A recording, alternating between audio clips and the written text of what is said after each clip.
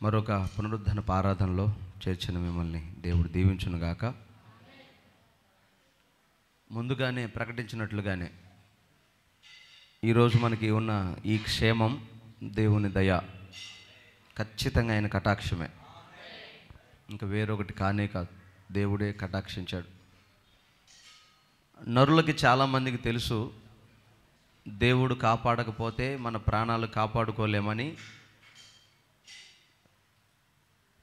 భూమి మీద ఉన్న ప్రతి నరుడు దేవుడి మీద విశ్వాసం ఉంచుతాడు.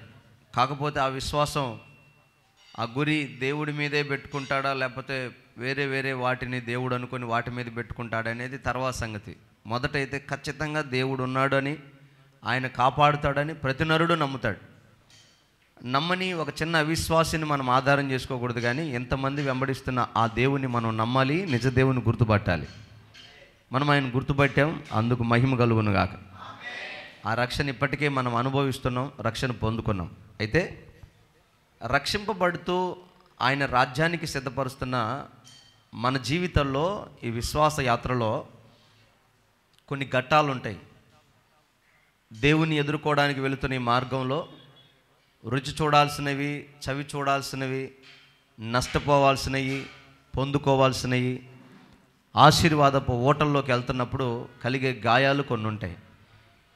ఈ విషయాలలో లోకస్తులైతే నిరీక్షణ లేక, ధైర్యపరిచే వాళ్ళు లేక, ఆధారం లేక వారి జీవితాలు అక్కడే చాలించుకొని వెళ్ళిపోతూ ఉంటారు. కానీ ప్రభువులో ఉన్న మనము, దేవుడు మనకిచ్చిన ఈ చిన్న ఆయుష్కాలం 50 ఏండ్ల, 60 ఏండ్ల, 70 ఏండ్ల, 100 ఏళ్ళ, ఇది చిన్నదే. ఈ చిన్న ఆయుష్కాలం ఎవ్రీ మూమెంట్ని ఎంజాయ్ చేయాలంటే ఇస్తున్నాం. వాళ్ళు గట్టిగా చెప్పలేదు మీరు. హల్లెలూయా. ప్రతి క్షణం మనం ఆనందించాలి.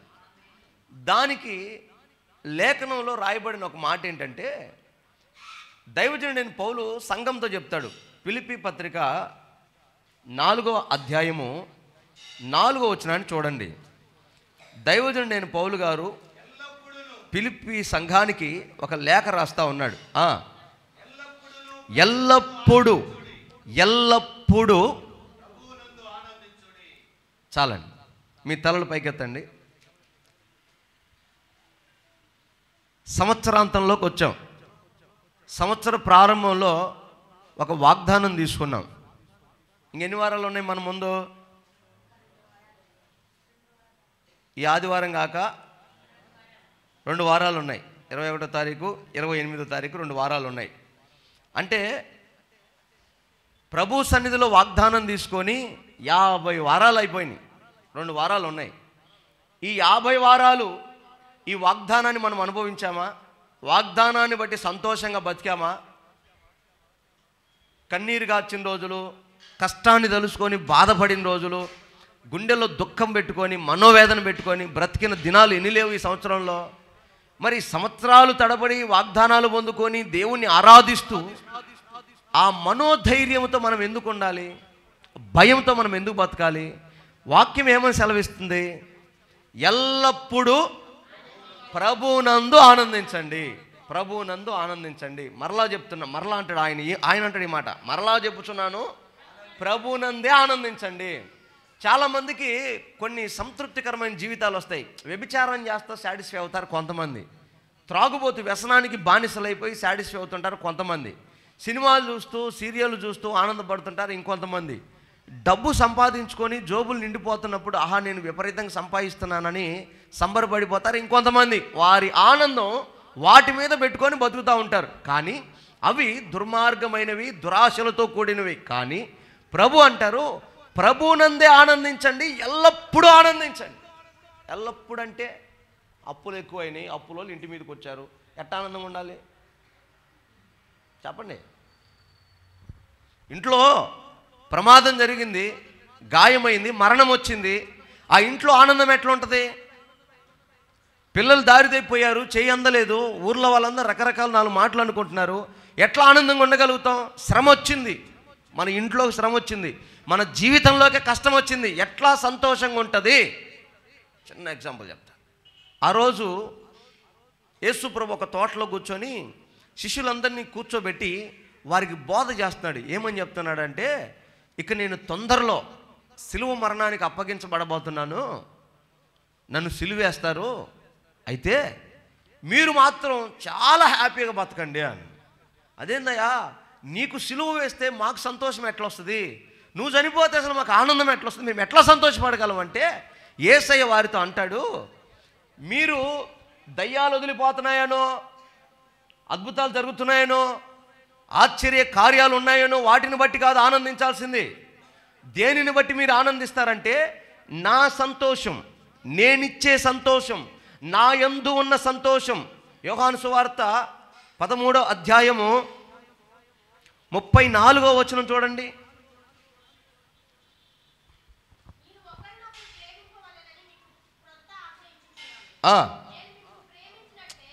కాదమ్మా, 13 కాదు, 7వ వచనం, 7వ అధ్యాయం అని కూడా చూడండి.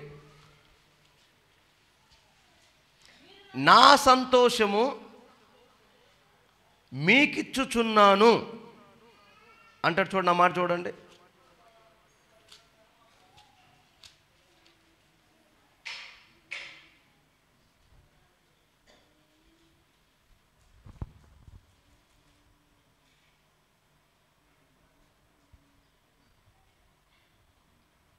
ఒకసారి గట్టిగా లేదు అని చెప్పండి.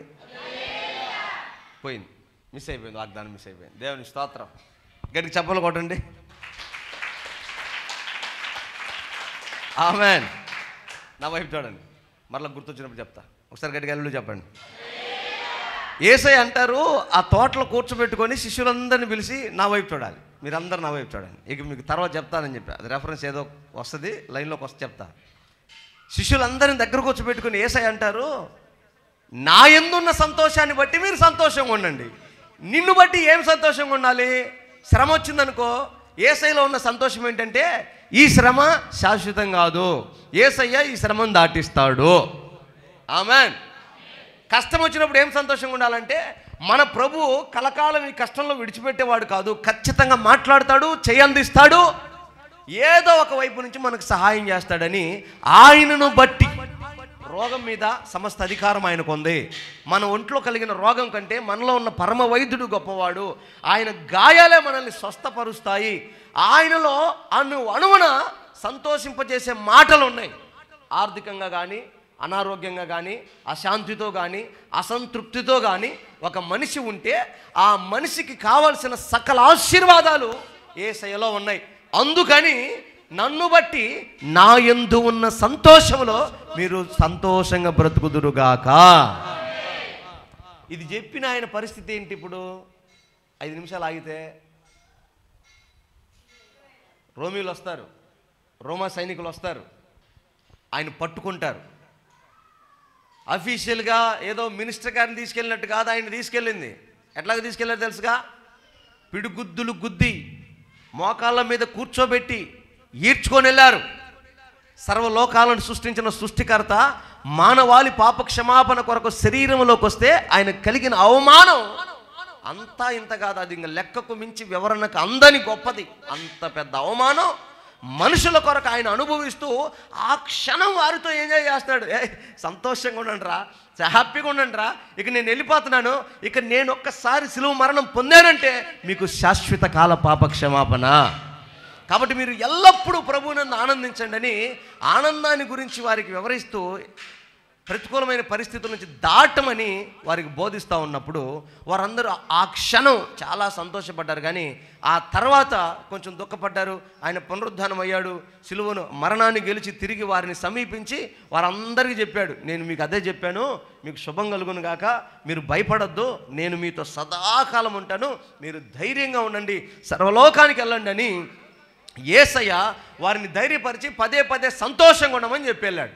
ఇప్పుడు చిన్న ఎగ్జాంపుల్ చెప్తా. ఇప్పుడు నిన్న అన్న వాళ్ళ ఇంట్లో ప్రమాదం జరిగింది, యాక్సిడెంట్ అయింది, కాలు విరిగిపోయింది, ఆయన మరణ పడకల్లో ప్రమాద పంచున ఉన్నాడు. ఆ ఇంటికి సంతోషం పెట్టగలుగుతుంది. వారు ఎలా సంతోషంగా ఉండగలుగుతారు? సంతోషం పోద్ది కదా. ఆశీర్వాదకరంగా సంతోషంగా సమాధానంగా సమృద్ధిగా బతుకుతున్నారు. యాక్సిడెంట్ అయి ఒక మనిషి చనిపోయాడు ఆ ఇంట్లో. వారు ఎలా క్షేమంగా ఉండగలుగుతారు, ఎలా సంతోషంగా ఉండగలుగుతారు? అసలు మన సంతోషాలని, మన సమాధానాలని దొంగిలించడానికి, పోగొట్టుకోవడానికి కారణాలు ఏమై ఉంటాయి? వాటన్నిటిలో నుంచి మనం ఎలా దేవునిలో సంతోషంగా ఉండగలుగుతాం? ఈ వాక్యాన్ని ఆధారం చేసుకొని ఒక మాట చెప్పి నేను ముగిస్తాను, జాగ్రత్తగా వినండి. ఒక మనిషి జీవితంలో సంతోషము పోగొట్టుకోవడానికి చాలా కారణాలు ఉన్నాయి, కానీ వాటిలో ప్రబలమైన కారణాలు ఒక 3 చెప్తా. ఒకటి, మొట్టమొదటి, మన జీవితంలో మన గుండెల్లో ఉన్న సంతోషం పోగొట్టుకోవడానికి కారణం పరిస్థితులు. ఏంటవి? పరిస్థితులు. రెండవది మనుషులు. మూడవది లోక ఆశలు. ఈ 3 మాటలు గుర్తుపెట్టుకోండి. ఒకటి, మన సంతోషాన్ని, దేవునిలో ఉన్న మన ఆనందాన్ని, మన భక్తిని, మన ఆత్మీయతని పోగొట్టడానికి, మానవ జీవితంలో కలిగిన ప్రతి మూమెంట్, దేవునిలో అనుభవించాల్సిన ఆశీర్వాదాన్ని పోగొట్టుకోవడానికి ప్రబలమైన కారణం పరిస్థితులు. 2 మనుషులు. 3 లోక ఆశలు. ఏంటి పరిస్థితులు అంటే ఇప్పుడు చెప్పానే ఈ మూమెంట్స్. ఏదైతే ఒక మనిషి, ఒక కుటుంబం సంతోషంగా సమాధానంగా ఉందో, ఒక పరిస్థితి, ప్రతికూలమైన ఒక పరిస్థితి, మరణకరమైన ఒక పరిస్థితి ఆ ఇంట్లో ఉన్న సమాధానాన్ని దొంగిలించేస్తుంది. ఆ మరణంతో ఆ ఇల్లు కుప్పగూలిపోయింది, ఆ కుటుంబం సంతోషాన్ని మొత్తం పోగొట్టుకుంటుంది. అయితే అలాంటి మరణకరమైన పరిస్థితిలో కూడా మనం ఎలా సంతోషంగా ఉండాలి అంటే, ఒకరోజు దైవజనుడైన పౌలు గారు మోకరించి ప్రార్థన చేస్తున్నాడు. సంఘం అందరికీ చెప్పాడు, అమ్మా నేను రోమా పట్టణానికి వెళ్ళాలి, అక్కడ సువార్త ప్రకటించాలి, నా గురించి ప్రార్థన చేయండి, అందరూ మోకరించండి, ప్రార్థన చేద్దామని దైవజనుడు సంఘానికి చెప్తే, అక్కడున్న సంఘం అంతా మోకరించి ప్రార్థన చేస్తున్నారు. ప్రభా, దైవజనుడిని బలంగా వాడుకోయా, అద్భుతాలు జరగాలి, ఆ ప్రాంతంలో నీ నామాన్ని ఎత్తిపట్టి ప్రకటించాలి, ఆశ్చర్యకార్యాలు జరగాలని అందరూ ప్రార్థన చేస్తుంటే, ఒక అక్కకి పరిశుద్ధాత్మ అభిషేకంతో నింపబడి ఎలుగెత్తి ప్రవచనం చదువుతుంది ఆమె. పౌలా, అందరూ నిశ్శబ్దంగా ఆయన ఆ మాటలు ఆలకిస్తారు. పౌలా, అక్కడికి నువ్వు వెళితే నీ చేతులకు సంఖ్యలు వేయబడతాయి, అక్కడికి నీ వెళితే కొరడా దెబ్బలు, బెత్తం దెబ్బలు నీ వీపు మీద పడతాయి, అక్కడికి నువ్వు వెళితే నేను చెరసాల్లో బంధిస్తారు అన్నాడు అని చెప్పింది. ఇప్పుడు ఈయనేమో బ్యాగ్ సర్దుకొని మొత్తం రెడీ చేసుకొని నేను వెళ్ళి సువార్త చెప్పాలని ఎక్సైట్మెంట్లో, అక్కడ కొన్ని ఆత్మలు సంపాదించాలని ఎంగేజ్మెంట్లో ఉన్నాడు. ప్రవచనం ఏం చెప్పింది? నువ్వు వెళ్ళు, నా సన్నిధి నీకు తోడుగా ఉంటుందని చెప్పలా, అక్కడ నేను నిన్ను ఆశీర్వదిస్తానని చెప్పలా, నువ్వు వెళ్ళి నిలబడిన స్థలంలో కుంటోళ్ళు నడుస్తారు, గుడ్డోళ్ళు చూస్తారు, కుష్ఠరోళ్ళు బాగుపడతారని చెప్పలా. ఏం ప్రవచనం చెప్పారు? నీ ఈపు విమానం మాత మోగిద్దని చెప్పారు, నీ కాళ్ళు చేతులు కట్టేస్తారని చెప్పారు, నిన్ను చెరసాల్లో వేస్తారని చెప్పారు, నీకు గాయాలు అవుతాయని చెప్పారు. ఇప్పుడు సంతోషంగా ఉంటాడా పౌలు గారు? ఉండగలుగుతాడా? సరే, ప్రవచనం వచ్చింది, ప్రార్థన చేసుకున్నాడు. సరే, ప్రవచనం చెప్పినా, కొట్టినా, తిట్టినా పని ఆపాలా? నిందించే వాళ్ళు నిందిస్తారు, అవమానించే వాళ్ళు అవమానిస్తారు. నువ్వు చేయాలనుకున్న పని, దేవుడిని నిన్ను ప్రేరేపించిన పని, ఆశీర్వాదం కొరకు నువ్వు ఆశపడి నువ్వు చేసే ప్రయత్నం, నువ్వు వెళ్ళే మార్గం ఎలా నిలిచిపోతావు? ఎవరో ఏదో భయపెట్టారని నీ భారం దేవుడి మీద మోపావు, నువ్వు దేవుడి మీద విశ్వాసం ఉంచావు, దేవుడు నన్ను ఆశీర్వదిస్తాడని నమ్మావు, వెళ్ళటమే. దైవజనుడైన పౌలు గారు కూడా బ్యాగు తీసుకున్నాడు, పరిచర్య కొరకు బయలుదేరాడు. వెళ్ళి నిలబడి వాక్యం చెప్తుంటే ఫస్ట్ మీటింగ్లోనే చెప్పిన ప్రవచనం యాజ్ ఇట్ ఈస్గా జరిగింది. ఎట్ట కొట్టారు తెలుసా అండి? ఆయనను కొడితే నోట్లో నుంచి రక్తం పడిందంట, ఒళ్ళంతా గాయాలైపోయినాయి అంట, కింద పడిపోయి శ్వాస నిశ్వాసాలు ఆడక, ఊపిరి అందక, జొల్లు గారుకుంటూ చచ్చిన కుక్కలాగా పడిపోతే, ఆ కొట్టిన వాళ్ళు అనుకున్నారంట ఇటు చచ్చాడు అయిపోయింది, ఇక ఈడ్చేయండి రాని కాలుకు తాడు కట్టి కుక్కని ఈడ్చినట్టుగా ఈడ్చుకెళ్ళారంట పౌలు గారిని. ఈడ్చేటప్పుడు ఏమైనా బెడ్ మీద ఈడుస్తారా? రోడ్డేగా, ఒళ్ళంతా ఏమైపోయింది, అలా పచ్చి పుండు తీసుకెళ్ళి అవతల పడేశారు. కొద్దిసేపటి చూస్తే వీళ్ళు కొట్టి వాడు చచ్చుంటాడు రా అని వీళ్ళు అనుకునే లోపు ఆ పక్క వీధిలో నిలబడి చూస్తున్నాడంట, యేసే దేవుడు, ప్రభువుని నమ్మండి, రక్షణ పొందండి అని చదువుతున్నాడు. చూసే వాళ్ళకి ఆశ్చర్యం, శరీరంలో గాయాలేంది, కొట్టిన దెబ్బలేంది, అసలు ఏం జరిగింది, ఆయన ఏం చెప్తున్నాడని ఆసక్తిగా ఆయన మాట్లాడుతుంటే ఈ కొట్టినోడికి పగ తీరలా, మరి వీడి మళ్ళీ బతికినట్టున్నాడు రాని తీసుకెళ్ళి చెరసాల్లో వేశారు. చెరసాల్లో వేస్తే ఆడేం చేస్తున్నాడు తెలుసా? చెరసాల అధిపతుల్ని, ఖైదీలను పిలిచాయా, ఒక పెన్ను ఒక పేపర్ వేయండి అయ్యా. ఎందుకు? అదే నేను ఇక్కడికి వస్తున్నానని మా వాళ్ళందరూ ప్రార్థన చేశారు. నేను ఏ స్థితిలో ఉన్నానో వారికి తెలియాలి. నేనేం చేస్తున్నానో, నేను ఏ స్థితిలో ఉన్నానో వాళ్ళకి తెలియాలి. అందుకని ఒక ఉత్తరం రాస్తా అంటే పెన్ను పేపర్ ఇస్తే ఆయన ఏం రాస్తున్నాడు తెలుసా? ప్రతి స్థలమందున విజయోత్సవాలతో ఊరేగించుచున్న ఆరాధ్యుడా.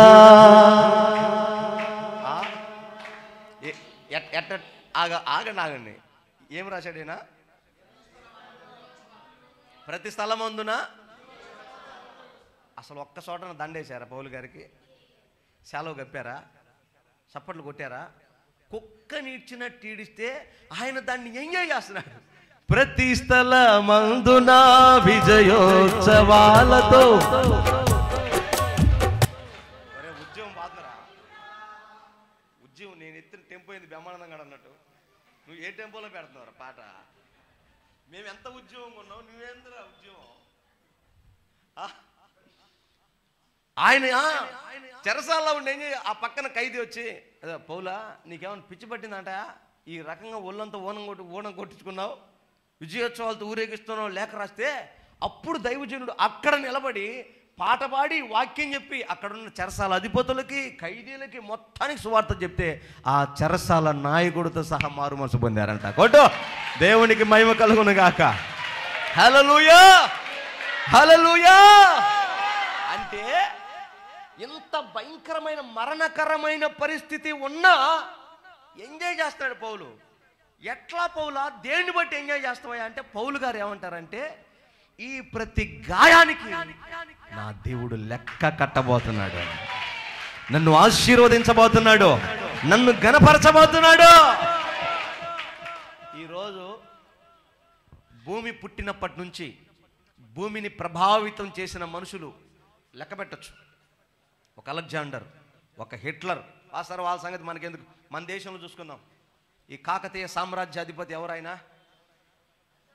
అశోకుడు కదా? ఎవరు? శ్రీకృష్ణదేవరాయలు. ఒక బీర్బల్.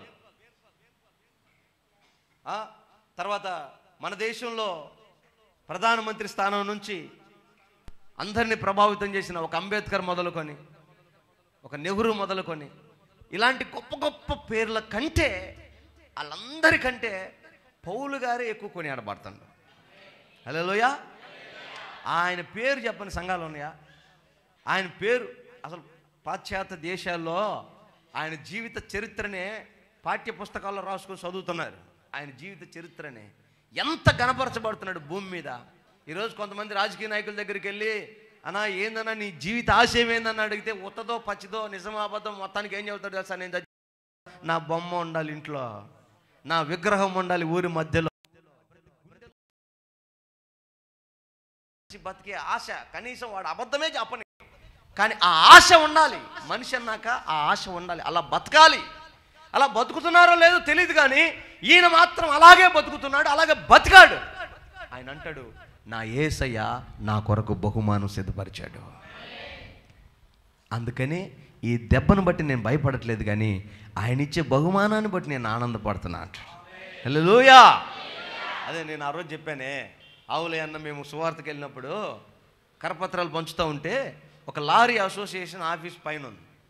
సరే, యేసుక్రీస్తు దేవుడమ్మ, ఆయన పాపుల రక్షకుడు, మానవాళి పాప క్షమాపణ కొరకు రక్తం చిందించిన యేసయ్య ఆయనే, నమ్మి మారు మనసు పొందండి మోక్షం దొరుకుతుందని ఆ పేపర్ ఇస్తూ ఉంటే లారీ వాడు ఒకడు వేస్తే ఆ ఇనుప మెట్ల నుంచి దొల్లుకుంటూ వచ్చి కింద పడ్డాడు. కింద పడి మొత్తం ఎన్ని కొట్టకపోయి రక్తం అంతా వస్తూ ఉంటే ఆనందంగా సంతోషంగా సర్దుకుంటా ఉంటే ఒకడు వచ్చి పరిగెత్తుకుంటూ ఏమైందన్న పేపర్ వచ్చి తన్నాడంటే మళ్ళీ ఎక్కుతున్నాడు పైకి వచ్చినాడు. ఏడుకరా నువ్వు అంటే, నేను కూడా దండించుకుంటాను. ఎందుకని? ఈ భూమి మీద నీకు కలిగిన అవమానానికి ప్రతిగా పరలోకంలో నీకేం కలుగుతుంది? రెట్టింపు ఘనత, రెట్టింపు మహిమ, రెట్టింపు ఆశీర్వాదం పరలోకంలో దేవుడు మన కొరకు దాచిపెట్టాడు. అందుకే మనం భూమి మీద దాచుకునే ప్రతి ఆశీర్వాదంలో గాయాలు కూడా ఉన్నాయి, నష్టం కూడా ఉంది, కష్టం ఉంది, ప్రయాసం ఉంది, ధనం ఉంది, సమయం ఉంది, జీవితం ఉంది. పరలోకంలో దాచుకునే ఆశీర్వాదాల్లో ఇవన్నీ ఉన్నాయి. అందుకని వీటిని బట్టి మనకు భూమి మీద కలిగే శ్రమలలోనంట సంతోషంగా ఉండాలంట. ఆమేన్. అది చూసిన అన్ని జనులు చెప్పాలి, వారి దేవుడు, వారి గొప్ప దేవుడు వారి పక్షమై ఉన్నాడు, వారి నమ్మిన దేవుడు రా, అందుకే వీళ్ళు ఎంత హ్యాపీగా ఉంటున్నారని చెప్పగాలి. నేను ఒకరోజు ఒక సాక్ష్యం చెప్పాను. ఒక ఊళ్ళో బాగా ధనవంతుల కుటుంబం ఒకటి ఉంది. వారికి కార్లు ఉన్నాయి, బిల్డింగులు ఉన్నాయి, స్థలాలు ఉన్నాయి, అన్నీ ఉన్నాయి, చాలా ఆశీర్వాదకరంగా ఉన్నాయి. కానీ ఆయన ఉదయాన్నే లేచి 9 గంటలకల్లా ఇస్త్రీ బట్టలు వేసి సెంటు కొట్టి కారు ఎక్కి రయ్యను పోతాడు. సాయంత్రం ఎప్పుడో 9కో 10కో 11కో వస్తాడు. డబ్బులు అయితే సంపాదిస్తున్నాడు, కానీ ఇంట్లో పిల్లలకి, భార్యకి, భర్తకి మధ్య సమాధానం సరిగా లేదు, సంతోషం లేదు, కలిసి కూర్చొని తిని ఆనందపడే అనుభవాలు లేవు. ఆ ఇంటికి పక్కనే ఆ దారిలో అల్లంత దూరాన ఓ పాముల గుడిసెలు ఉండేవి. వీళ్ళు ఉంటారు కదా, ఈ చెత్త ఏరుకొని అమ్మేవాళ్ళు, వాళ్ళు గుడిసెలు ఉండేవి. ఆయన ఆధారంలోనే పోయేవాడు. ఎప్పుడు తాగి తన్నుకోవటం, తలకాయలు పగలగొట్టుకోవటం, పోలీస్ స్టేషన్ చుట్టూ కేసులు తిరగటం వాళ్ళ పరిస్థితి. మొత్తానికి ఒకరోజు అక్కడ కూటం పెట్టి వాక్యం చెప్తే ఆ తాగుబోతోళ్ళు వాళ్ళంతా మారు మనసు పొందారు. ఏది ఆ పాములలో ఎరకలలో ఎవరో మారు మనసు పొందారు. మారు మనసు పొంది దైవజనుడి దగ్గరికి వచ్చి బాప్తిసం పొందుకొని చక్కగా సంఘంలో చేరి దేవుణ్ణి నమ్ముకున్నారు. ఇంకా వాడు త్రాగుడు మానేశాడు, పాపం మానేశాడు, ఈ చెడ్డ తిండి, ఈ పాన్ పరాకులు, కైనీళ్ళు తింటాం మానేశాడు. మారు మనసు పొంది తట్టే ఉంటుందిలే, మానేశాడు. మానేసి ఇక రోజు ఉదయాన్నే లేవటం, పని చూసుకోవటం, రావటం.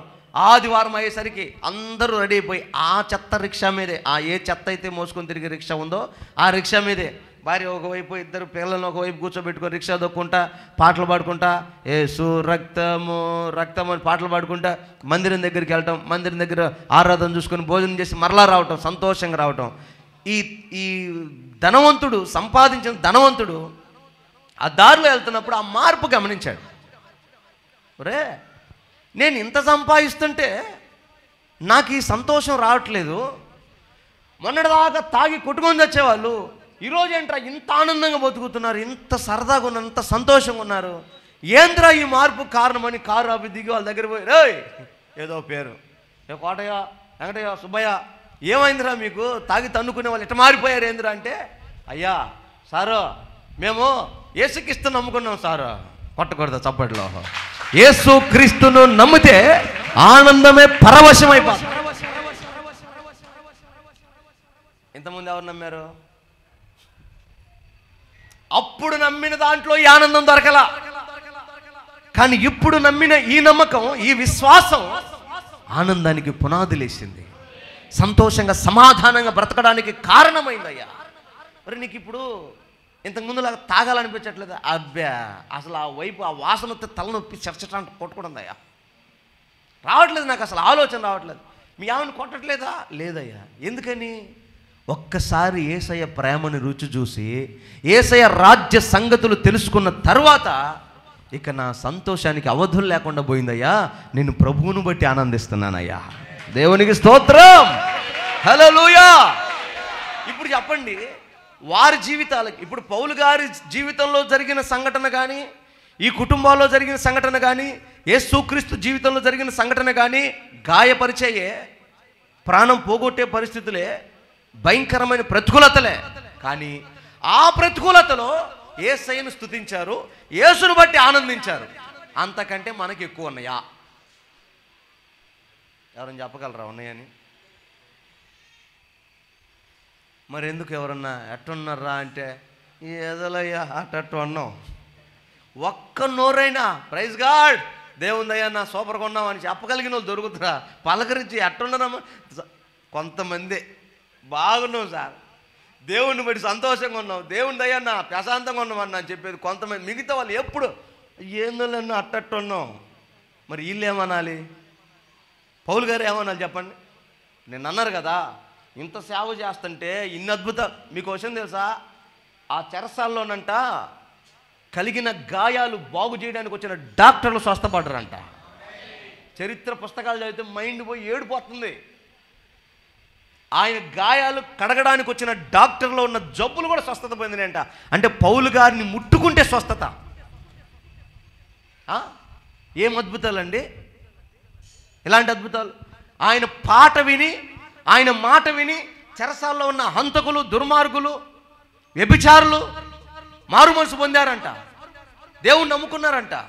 నమ్ముకోవటం అంటే అట్టిట్ట కాదు. మళ్ళీ ఆ రాత్రి ఆయన పాట పాడుతుంటే ఆ గోడలు, ఆ సంఖ్యలు పొడుమైపోయినాయి.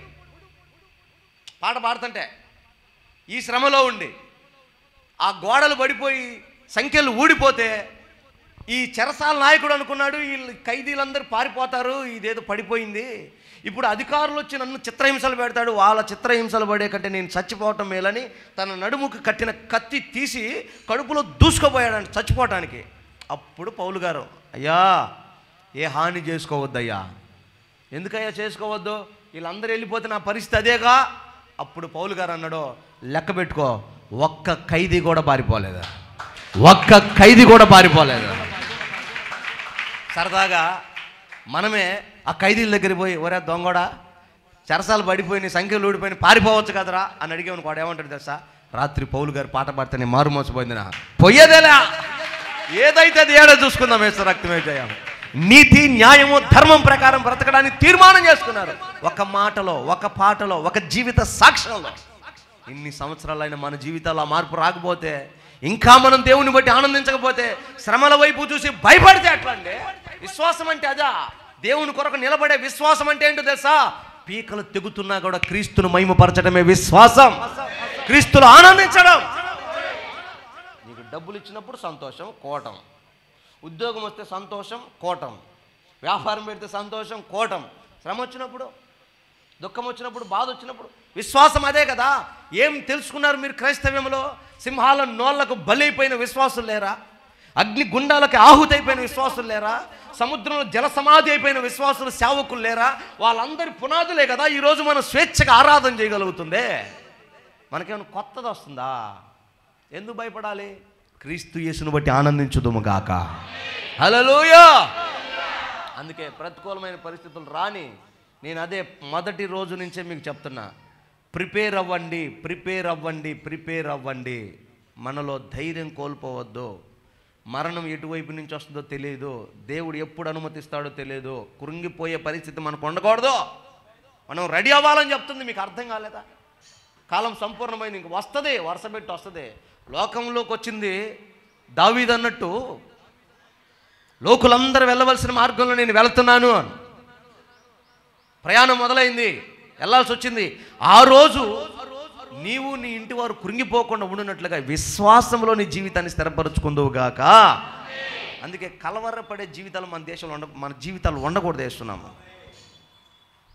కృంగిపోకూడదు. మనం నమ్మిన దేవుడు మనకు తండ్రి, అన్న, తమ్ముడు, భర్త, అన్నీ, స్నేహితుడితో సహా ఆయనే మనకు అన్నీ అయి ఉన్నాడు. అంతే.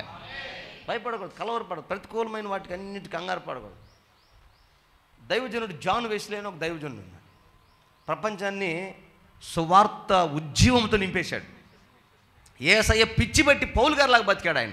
గట్టిగా అల్లు చెప్పండి. ఏం పేరు? John Wesley. ఆయన గురించి మీకు చెప్పే గతంలో, ఆయన పిచ్చి ఎట్లా ఉంటుందంటే, యేసయ్య పిచ్చి ఎట్లా ఉంటుందంటే, బైబిల్ తీసుకుంటాడు, బయలుదేరుతాడు, అమ్మా యేసయ్య నమ్ముకోండి అమ్మా, దేవుడు రక్షకుడు తొందర రాబోతున్నాడు, మారు మనసు పొందండి అమ్మా. ఇక వరుస పెట్టి ఊరూరు ఇంట్లో వాళ్ళు, ఏడురా జాన్వేసి లేడురా, అయ్యా వాడు ఎటు పోయిండో, ఎప్పుడో నెలకో 2 నెలలకో తిరిగి వస్తాడు. చొక్కా మాసిపోయి, ప్యాంటు మాసిపోయి, జుట్టు ఏడదాకా పెరిగిపోయి వస్తాడు. ఏడకెళ్ళావు? సువార్తకి వెళ్ళా. అలా వీడిది ఇట్టయితే లాభం లేదరా, వీడికి పెళ్లి చేస్తే కానీ వీడి తెక్క కుదరదని పెళ్లి చేశారు. పెళ్లి చేస్తే ఇంక ఇంటిపోటును ఉంటాడని. పెళ్ళికి వాటికి వీటికి పిచ్చి తగ్గితే ఎట్టండి, ఏఎస్పీ పిచ్చి ఎట్టయితే చేశారు. 2-3 రోజులు అయింది, వారం అయింది, ఇంకా పిచ్చి తగ్గింది, మనోడు ఇంటికాడ ఉన్నాడని వాళ్ళ అత్త సంచి ఒకటి కూరగా వెళ్ళాపోని ఆయన పంపించిందంట. సంచిలో బైబిల్ పెట్టుకొని పోయిండు. 3 నెలలు అయింది, రాలే. ఏమైంది? కూరగాయలు కొట్టుకాడే. అమ్మ మీరు ప్రభుని నమ్ముకున్నారా? యేసయ్య నమ్ముకున్నా. అమ్మ యేసయ్య ప్రాణం పెట్టాడమ్మా, మన కొరకు రాబోతున్నాడు, మారుమాసం వందండి అమ్మ. అయ్యా ఇంకా అక్కడ మొదలైంది. మరలా తిరిగి 3 నెలల తర్వాత ఇంటికి వచ్చిండు. ఏడకు పోయావయ్యా? సువార్తకి వెళ్ళా. నీ పిచ్చి ఒక్క పెళ్ళికి తగ్గతరా నీ పిచ్చి. అలాంటి ఒక సువార్త రథం, ఉజ్జీవ సేవ జాన్ వెస్లీ అమ్మగారికి, అదే జాన్ వెస్లీ తోబుట్టువులు ఎంతమంది తెలుసా? 22 మంది పిల్లలు కనిందంటావా? మరి కవల పిల్లలు కనిందో ఎట్టకనిందో తెలియదు, కానీ ఆ తల్లికి మరి దాన్ని ఏమంటారు, అడాప్ట్ చేసుకుంది ఏమైందో తెలియదు, కానీ వాళ్ళ అమ్మగారికి 22 మంది పిల్లలు. ఈ 22 మంది పిల్లలు ఉంటే ఎట్టుంటుంది చెప్పండి? నాకు 2 వస్తే ఒకరిని ఎప్పుడు పంపిద్దామని వస్తుంది లోపల ఉంటే. అసలు పిల్లలంటేనే నాకు చిరాకు. వాళ్ళ సౌండ్ వినపడిన, వాళ్ళు కేకలు వినపడిన తట్టుకోలేము అసలు. అలాంటిది 22 మంది పిల్లలు ఆ ఇంట్లో ఉంటే ఎవడికి స్నానం చేయాలి, ఎవడికి బట్టలు వేయాలి, ఎవడికి అన్నం పెట్టాలి, ఎవడిని శుభ్రం చేయాలి? 22 మంది పరిస్థితి ఒకసారి మీరు ఇమాజిన్ చేయండి. అందరు తల్లులే పిల్లలు పెంచారు కదా, 2 ఉంటేనే పిచ్చి పట్టిద్దే. 22 మంది. కానీ ఆ తల్లి అన్నదంట, దేవుడు నాకు 22 మంది సేవకులను ఇచ్చింది అన్నాడంట. దేవునికి స్తోత్రం. ఆ 22 మందిని కంట్రోల్ చేసి, వాళ్ళని జాగ్రత్త చేసి, మరలా 22 మంది కోసం ప్రత్యేకమైన ప్రార్థన చేసేదంట ఆవిడ. బా, ఏమి అడ్మినిస్ట్రేషన్ రా నాయన. మనకి 2 పిల్లలు ఉంటే ఈడబెట్టింది దిగదు, ఈ దువ్యాన కిందకి రాదు. ఏంది ఇంకా రెడీగా నువ్వు చేత తెలుస్తుంది వీళ్ళందరికీ. ఎంతమందికి? 2కే. మరి 22 మంది అయితే జీవితకాలం ఒకే డ్రెస్సులో ఉంటారేమో, ఇక స్నానం చేసి గ్యాప్ కూడా ఉండదుగా, అయిపోయిద్దేమో. 22 మందిని సెట్ చేసి ఆ 22 మందిలో దేశాలను తల్లకిందులు చేసే జాన్ వెస్లీలను తయారు చేసింది ఆ తల్లి గొప్పది. హల్లెలూయా. కమిట్మెంట్స్. ఆమె ఒకవేళ బతికుండి మనం పోయి ఏంటమ్మా అంటే, ప్రభువుని బట్టి ఆనందమైన నాకు, వీళ్ళని బట్టి బాధ కంటే దేవుని బట్టి సంతోషం ఎక్కువ. ఆ సంతోషం ప్రతి పరిస్థితిలో దేవుడు మన సంఘానికి దయచేయునుగాక. హల్లెలూయా. అందుకే నీకు ఎలాంటి ప్రతికూలమైన పరిస్థితులు ఉన్నా, ప్రతికూలమైన పరిస్థితులు, మరణమైన, అప్పైన, ఆర్థిక ఇబ్బంది అయినా, శ్రమైన, రోగమైన, కష్టమైన, ఏదైనా నీ ప్రతి పరిస్థితిలో నా యేసయ్యను బట్టి సంతోషంగా బ్రతుకుదుమగాక. మనం అది అలవాటు చేసుకోవాలి. అందుకే దైవజనుడైన పౌలు ఆ సంఘానికి లేఖ రాస్తాడు. మీరు పొద్దుగుకులు భయపడి, కలవరపడి, ఇదేందో ఎట్టయింది, అదేందో అట్టయింది, ఇది లేకపోతే బతకలేను, అది లేకపోతే ఉండలేను, ఇది సంపాదించకపోతే అట్ట, అది కూడబెట్టకపోతే అట్ట, ఇది ఇప్పటిదాకా ఏం చేయలేకపోయాను, ఇవన్నీ మనసులో పెట్టుకొని బాధపడమాకండి. ప్రభువుని బట్టి సంతోషంగా బతకండి. ఆమేన్. నిజమే ఈ మాట. నెమ్మదిగా ఒక్క నిమిషం నిలబడి ఆలోచన చేయి. ఈరోజుకి మన చర్చిలో వచ్చేవాళ్ళు కూడా కొంతమందికి ఇంటికి ప్లాస్టింగ్ చేసుకోవడానికి కూడా ఆర్థిక స్థితి బాగోలేక 4 బ్రిక్కురాలు పెట్టుకొని, 2 సిమెంట్ రేకులు వేసుకొని, ఒకటి ఇల్లు ఒకటి పంచ, అదే జీవితం. వాళ్ళ ఇంటికి వెళ్తే నాకు ఎంత ఆనందంగా కాఫీ పెట్టేస్తారు తెలుసా. గ్యాస్ కూడా ఉండదు ఒక్కోసారి, పొయ్యి మీదే. ఎంత సంతోషంగా వాళ్ళకి అసలు ఆ గిల్టీ ఫీలింగ్ ఉండదు. వాళ్ళ ఆనందం అంతా అన్నయ్య మా ఇంటికి వచ్చాడు, అన్నయ్య మా ఇంటికి వచ్చాడు, అన్నయ్య మా ఇంటికి వచ్చాడు. వాళ్ళు ఇచ్చే సందా కూడా వాళ్ళకి అది చాలా కాస్ట్లీ, వాళ్ళకి అది చాలా కాస్ట్లీ. ఆ దాన్ని బట్టే వాళ్ళు సంతోషంగా, వాళ్ళు ఇచ్చే కాఫీ, వాళ్ళు కూర్చొని కుట్టిన కుర్చీ, అది ఎంత మట్టి ఎప్పటి నుంచో ఉంటుంది ఆ కుర్చీ. కానీ ఆ కుర్చీ వేసి మా ఇంట్లో కూర్చున్నాడు అన్నయ్య, మా ఇంట్లో కూర్చోబెట్టాం అన్నయ్యనని ఎంత ఆనందపడతారో. వాళ్ళు దేన్ని బట్టి సంతోషిస్తున్నారు? మనకు బుల్లెట్లున్నా సంతోషం రాదాయా, కార్లున్నా సంతోషం రాదు, ఇల్లు కట్టినా సంతోషం రాదు, సంపాదించినా సంతోషం. ఏం కావాలంటే మితం లేదు, లిమిట్ లేదు. అజ్ఞానంతో, అశాంతితో సంతోషం ఎక్కడో ఉందని పాకులాడుతూనే ఉన్నాం. కానీ క్రీస్తు యేసును బట్టి ఈ క్షణం నువ్వు ఆనందంగా బ్రతకగలిగితే నువ్వు నమ్మదగిన క్రైస్తవుడివే, దేవుడు కోరుకున్న విశ్వాసవే. ఆమేన్. అందుకే ప్రతికూలమైన పరిస్థితులు రావచ్చేమో, కలవరపడకండి. నా దేవుడు నీ పరిస్థితులన్నీ సరిదిద్దునుగాక. రెండవది, మనుషుల్ని బట్టి మన సంతోషం కోల్పోతాం కదా. భార్య దారి తప్పితే భర్తకు సంతోషం ఉంటుందా? భర్త దారి తప్పితే భార్యకు సంతోషం ఉంటుంది? ఇంకా చాలదా నాశనం అయిపోవటానికి, జీవితకాలం ఏడవటానికి. కర్మ అంటే క్రియల ఫలం. మళ్ళీ కర్మ అంటే బాగా గీతలోకి పోయారు. క్రియల ఫలమే కర్మ సిద్ధాంతం.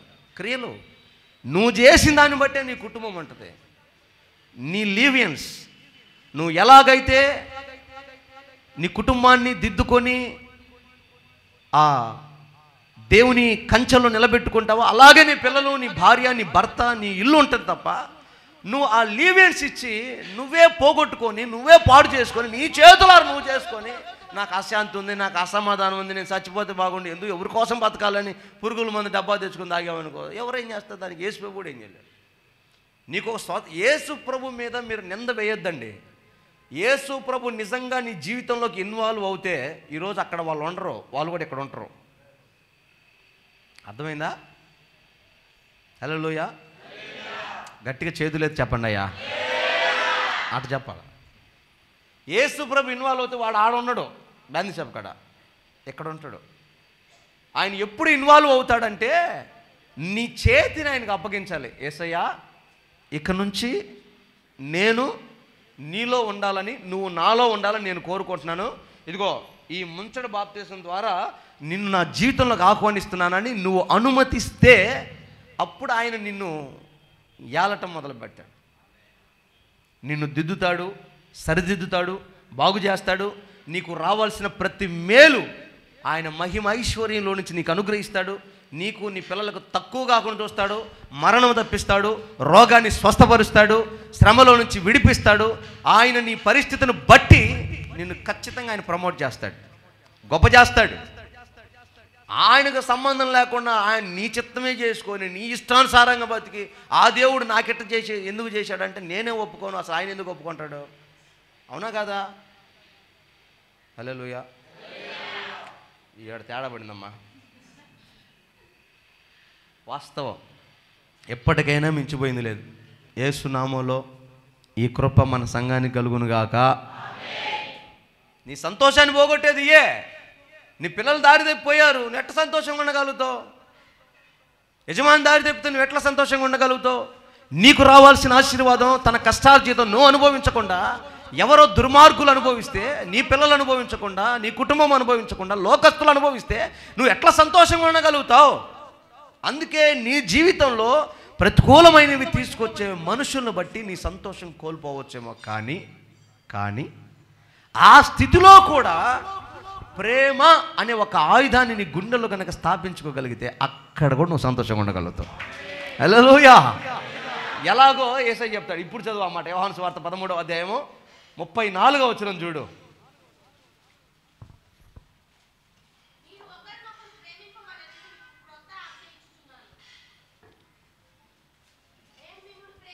ఆగ పేజీ నెంబర్ చెప్పమ్మా. 95. అందరిది ఏంటి అన్నమాట. యోహాను సువార్త 13వ అధ్యాయము 34వ వచనంలో యేసయ్య ఒక మంచి మాట చెప్తా చూడండి. మీరు ఒకరినొకరు ప్రేమించాలని నేను ఒక క్రొత్త ఆజ్ఞ మీకు ఇచ్చుచున్నాను. నేను మిమ్మల్ని ప్రేమించినట్టే మీరు కూడా ఒకరినొకరు ప్రేమించవలెను. ఒకరి ఎడల ఒకరు ప్రేమ గలవారై ఉన్న ఎడల, అబ్బాబ్బా కొట్టు చప్పట్లు గట్టిగా, దేవునికి స్తోత్రం కలుగును గాక. హల్లెలూయా.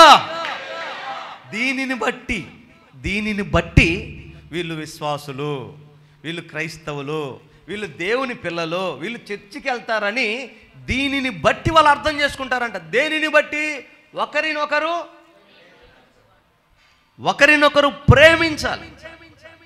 కానీ ఈరోజు సంఘాల మధ్యలో విద్వేషాలు, మినిస్ట్రీల మధ్య పగలు, సేవకుల మధ్య, విశ్వాసుల మధ్య ద్వేషాలు, స్వార్థాలు, అసూయలు ఇవన్నీ ఎక్కువైపోతే మనం దేవుని పిల్లలని ఎట్లా గుర్తుపట్టగలుగుతారు? అందుకే నలుగురితో నారాయణ, కులంతో గోవిందని లోకంలో సామెత ఒకటి ఉంది. దాన్ని యాజిటీస్గా మనకు ప్రజెంట్ చేస్తున్నారు. మనలో మార్పు ఏం కనపట్లా. ఆ ప్రేమ, ఆ అనుభవాలు సంఘంలో లేవు. కానీ ఇప్పుడు నువ్వు ప్రాక్టీస్ చేయి. ఇప్పుడే ఈ ఆరాధనలోనే నీ భర్త మీద ఉన్న నీ కోపాన్ని, నీ భార్య మీద ఉన్న నీ ద్వేషాన్ని సమూలంగా సమాధి చేసి ప్రేమించటం మొదలుపెట్టు. నీ దోషములన్నీ కప్పేసి మరలా సంతోషంగా మీరు ఇంటికి వెళ్ళిపోతారు. స్నేహితుల మధ్య, అన్నదమ్ముల మధ్య, మామ అల్లుళ్ళకి, అత్త కోడళ్ళకి మధ్య ఉన్న ఈ బంధాల మధ్యలో ఉన్న ద్వేషాన్ని కొంచెం క్షమించగలిగితే, దాన్ని ప్రేమగా మార్చగలిగి ఒకరినొకరు ప్రేమించుకోగలిగితే అసలు ఇక పరలోకాన్ని భూమి మీద చూడచేస్తున్నాం. అలా హల్లెలూయా. క్షమించుకోగలిగితే, ఓర్చుకోగలిగితే, సహించుకోగలిగితే అదే కదా మా భక్తి, అదే కదా విధేయత. దాన్ని బట్టి కదా రాజ్యం వస్తుంది మనకి. ఇవన్నీ ఫాలో అవ్వకుండా మన వ్యక్తిత్వమే మనం చేసుకొని మనం దేవుని రాజ్యం అనుకొని వెంబడిస్తూ ఉంటే దీని అల్టిమేట్ చివరికి దీని యొక్క పర్యవసానం ఎట్లా ఉంటుందో అది మనం ఊహించలేము. దేవుడు మనల్ని ఎలా గెంచుతాడో, భక్తిపరుడుగా భక్తిపరురాలు గెంచుతాడా, లేకపోతే భక్తిహీనుడు భక్తిహీనురాలని ఎంచుతాడా? అక్కడ మన విశ్వాసానికి అక్కడ ఒక తూకం ఉంటుంది, ఒక పరీక్ష ఉంటుంది. ఆ పరీక్షలో, ఆ భక్తిలో మనం నెగ్గాలి. పరలోక రాజ్యం అంటే అందరికీ దొరికేది కాదు. అది మీకు అర్థమవుతుందా? మన దేశాన్ని ఏలాలని ఐఏఎస్, ఇండియన్ అడ్మినిస్ట్రేషన్ సర్వీస్, ఎందరికో ఆశ ఉంటుంది. అందరి వల్ల అవుద్దా? ఎన్ని కోట్ల మంది, కనీసం ఒక 150 కోట్లలో ఒక 5 కోట్ల మంది ఉద్యోగస్తులు ఉండరా? గవర్నమెంట్ ఉద్యోగస్తులు, సెంట్రల్ గవర్నమెంట్ కానీ స్టేట్ గవర్నమెంట్ కానీ ఉంటారు కదా. ఓ 10 కోట్ల, మినిమం 10 కోట్ల మంది ప్రభుత్వ ఉద్యోగులు ఉంటే 150 కోట్లలో 10 కోట్ల మంది ప్రభుత్వ ఉద్యోగుల్లో ఒక 10 లక్షలు కూడా కాదు, 1,00,000 మంది లోపే. 1,00,000 మంది కలెక్టర్లు ఉన్నారా? లేరు. గట్టిగా ఒక 100 మంది, 150 మంది, మొత్తానికి 1000 మంది లోపే. 1000 మంది కలెక్టర్లు ఉంటే దానికి ప్రిపేర్ అయ్యే వాళ్ళు ఎంతమంది ఉంటారు? లక్షల్లో ఉంటారు. అందరికి వస్తుందా? ఎందుకని? ఆ రేంజ్, ఆ స్థాయి రావాలి అంటే ఎంతో మూల్యం చెల్లించాలి. వాళ్ళ జీవితాల్లో నిద్ర మానుకోవాలి, పెళ్ళిళ్ళు, పేరంటాలు, లేతే దినానికి పోతున్నా, లేతే సాగుకు పోతున్నా వాళ్ళు రారు. సాధించాలన్న తపన ఉన్నాడు వాడు. పట్టుకున్నాడంటే, కూర్చున్నాడంటే గెలిచే వరకు లేవడు. ఆఫ్టర్ ఆల్ ఒక కలెక్టర్ ఉద్యోగం 40 ఏళ్ళకు కొడితే ఇంకొక 20 ఏళ్ళు నీకు సర్వీస్, అంతేనన్నా? 60 ఏళ్ళకి రిటైర్డ్. After all. కానీ నేను మీకు తెలియజేసే పరలోకపు మహిమ యుగాలకు శాశ్వతంగా నిలిచిపోద్ది. ఆ సంతోషం ఎక్కడా కొనలేనిది, సంపాదించలేనిది. అలాంటి గొప్ప మహిమకు నువ్వు వారసుడు కాబోతున్నావు. ఎలా ఉంటే నీకు ఆ స్థాయి దొరుకుతుంది చెప్పు? ఇంకా అలాగే ఆ పాత జీవితాన్ని పోగొట్టకుండా పట్టుకొచ్చుకొని వాటి మీద మనసు పెట్టుకొని విభేదాలతో కూడిన, పగతో కూడిన, ద్వేషంతో కూడిన ఆ భక్తి భావాలతో వస్తే ఎట్లా? నీకు ఆ సహోదర ప్రేమ కావద్దా? క్షమాగుణం ఉండొద్దా? కనికరం ఉండొద్దా? యేసయ్య నీకు కొత్త ఆజ్ఞ ఇస్తున్నాడు. నేను మీకు ఒక క్రొత్త మాట చెప్తున్నా, విను. ఏంటది? నీ పొరుగువాన్ని, నీ సహోదరుని ప్రేమించు. ఆమేన్. ప్రేమిస్తే కంప్లైంట్ చేస్తారా? పగ ఉంటే, ఇద్దరు అన్నదమ్ములు ఉన్నారనుకో, తల్లిదండ్రులు బాగానండి, ఇద్దరు అన్నదమ్ములు ఉన్నారనుకో, లేకపోతే ఇద్దరు అక్క చెల్లెలు ఉన్నారనుకో, అక్క చెల్లెల సంగతి నాకు తెలియదు కానీ అన్నదమ్ముల సంగతి అయితే చెబుతా. వాళ్ళ పరిస్థితి ఎట్టుంటుందో నేను చూడలేదు. అన్నదమ్ములు లేదు. ఇక పెద్దోడు చిన్నోడు వాళ్ళ అమ్మకి కనుక పెన్ను పేపర్ ఇచ్చి రాసుకుంటే వాళ్ళిద్దరికి 25 ఏళ్ళు వచ్చేసరికి 1,00,000 కంప్లైంట్స్ వస్తాయి కాదా? గ్లాస్ తీసుకున్నాడు అంటాడు, పెన్ను తీసుకున్నాడు అంటాడు, పేపర్ చింపాడు అంటాడు, తన్నాడు అంటాడు, కొట్టాడు అంటాడు, గిల్లాడు అంటాడు, గిచ్చాడు అంటాడు, లాగాడు అంటాడు, జుట్టు అంటాడు, అదంటాడు. ఇది ఎన్ని కంప్లైంట్స్! అదే ప్రేమ ఉంటే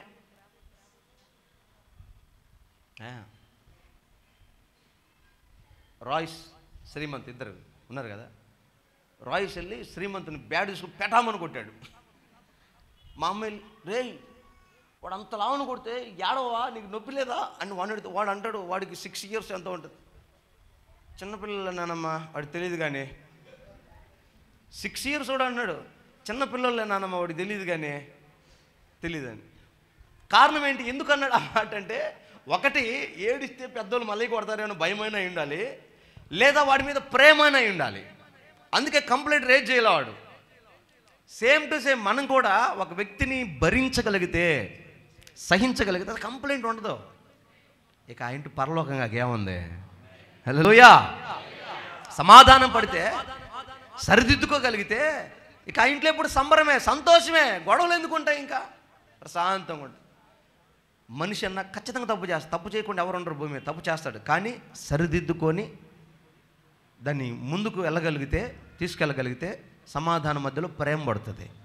అందుకే మనుషుల వలన కలిగే ఆటంకాలు, కన్నీళ్ళు, కష్టాలకి ప్రతికూలత ఏంటంటే ప్రేమ, క్షమాగుణమే. ఆమెన్. అది ఎవ్వరి వలనైనా కానీ, నీ కుటుంబంలో సంతోషం లేకుండా చేయడానికి కారణంగా నీ భార్య, నీ అత్త, నీ మామ, నీ కోడలు, నీ పిల్లలు ఎవరైనా ఉండని, వారిని ప్రేమించి క్షమించి సరిదిద్దుకోగలిగితే మరలా కోల్పోయిన ఆ మొదటి సంతోషాన్ని మనం అనుభవించుదుముగాక. మూడవది లోక ఆశలు. వీటి వలన ప్రస్తుత ప్రపంచం మొత్తం నాశనం అయిపోతుంది. వీటి వలన లోక ఆశల వలన. అంతే, పెద్ద పెద్ద టీవీలు కావాలి, పెద్ద పెద్ద ఇల్లు కావాలి, పెద్ద పెద్ద బండ్లు కావాలి, పెద్ద పెద్ద సెల్లు కావాలి, 24 గంటలు సినిమాలు కావాలి, సీరియల్ కావాలి, చీరలు కావాలి, బంగారం కావాలి, వెండి కావాలి, స్థలం కావాలి, డబ్బు కావాలి, తినాలి, ఆశలు నెరవేర్చుకోవాలి. ఈ ఆశలతో నిండిపోయి దేహం అంతా దేవుని విడిచిపెట్టి, భక్తిని విడిచిపెట్టి లోకం వెంబడి పరిగెడతా ఉంటే ఆ ఆశలు నెరవేర్చుకునే క్రమంలో హత్యలు, అత్యాచారాలు, దొంగతనాలు, దోపిడీలు, నష్టమంతటికి కారణం అదే ఆశ. అసలు ఆశే లేకపోతే ఒక పిచ్చోడు ఒక అడుక్కునే వాడి దగ్గరికి వెళ్ళి, వాడు ఎప్పుడు అలాగే ఉంటాడు. మరి నీకేం ఆశలు లేవా? ఏం లేవంటాడు. అన్నం ఎట్రా? అదే వస్తుంది. ఇల్లు వద్దా? అవసరం లేదు. బ్యాంక్ బ్యాలెన్స్ వద్దా? అవసరం లేదు. నిజమే, ఆశ లేనోడికి ఆరోగ్యం కూడా ఎక్కువ ఉంటుంది. హల్లెలూయా. ఆశ ఉన్నోడికి షుగరు, బీపీ ఉన్నోళ్ళ సంగతి నాకు తెలియదమ్మా, వాస్తవం చెబుతున్నా. ఆశ ఉన్నోడికి షుగర్ వస్తుంది, బీపీ వస్తుంది, థైరాయిడ్ వస్తుంది, కిడ్నీ సమస్యలు వస్తాయి, అన్ని సమస్యలు. అసలు ఈ జబ్బుకు కారణం ఏంటంటే డాక్టర్లు చెబుతున్నారు ఈ మధ్య, ఏ గ్యాస్ ట్రబుల్ ఎక్కువైందయ్యా అని ఒక ఆయన అడిగితే ఆయన ఏమన్నాడంటే, బాగా ఆలోచన చేస్తున్నట్టు పాస్టర్ గారు అన్నాడు. నిజమే, అంటే ఆలోచన చేస్తే గ్యాస్ ట్రబుల్ వస్తుందా? హార్ట్ అటాక్ వస్తుంది, బీపీ వస్తుంది, షుగర్ వస్తుంది. అన్ని జబ్బులకు కారణం ఆలోచనే. ఎందుకు ఆలోచన చేస్తాం? ఆశ కోసం. ఆ లోకాశలు మనలో లేకపోతే హ్యాపీ, ప్రశాంతంగా, ఆనందంగా బతికేస్తాం వేస్తున్నాం వాళ్ళు. హల్లెలూయా. అందుకే మన ఆశ దేవుడి మీద ఉండాలి, రాజ్యం మీదే ఉండాలి. ఆ ఆశ కలిగి ఇక్కడ బతుకుతున్నాం అనుకో, ఎప్పుడైనా ఇడిపించేదే కదా, పోయేదే కదా. చాలామంది వచ్చాను, ఎంతమందిని కడుతూ ఏం చేస్తున్నట్టు నాకు ఏం చింత లేదు దాని మీద అసలు. ఎందుకంటే ఆడే 30 సంవత్సరానికంతా మూడింది, నీకు మూడో ప్రపంచం అని చెప్పా. ఇవన్నీ వదిలేసి వెళ్ళిపోవాలి. ఏం చేసుకుంటే ఇదంతా ఎంత కావాలి? ఎంత పరిగెత్తినా అదే కదా జీవితం, ఇదే కదా జీవితం, చిన్నదే కదా. వీటి మీద ఎందుకు ఆశలు పెట్టుకోవాలి? మీరు యాకోబు పత్రిక 5వ అధ్యాయం 16వ వచనం చూడండి, నేను ముగిస్తున్నాను.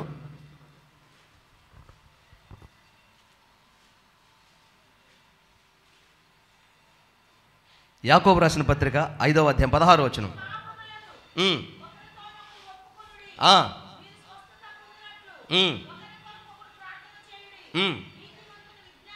ఫిలిప్పీ పత్రిక 30:20 కూడా చూడమ్మా. చదువు. నీతిమంతుని విజ్ఞాపన మనపూర్వకమైనదై బహుబలము గలదై ఉండును. హల్లెలూయా. ఇందాక మీకు చెప్పిన ఆ మాటకి ఇప్పుడు చదవబోయే మాటకి లింకు చెప్తా. చదువు. ఫిలిప్పీ పత్రిక 3:20 చదువు. మన పౌరస్థితి పరలోకమందున్నది, అక్కడ నుండి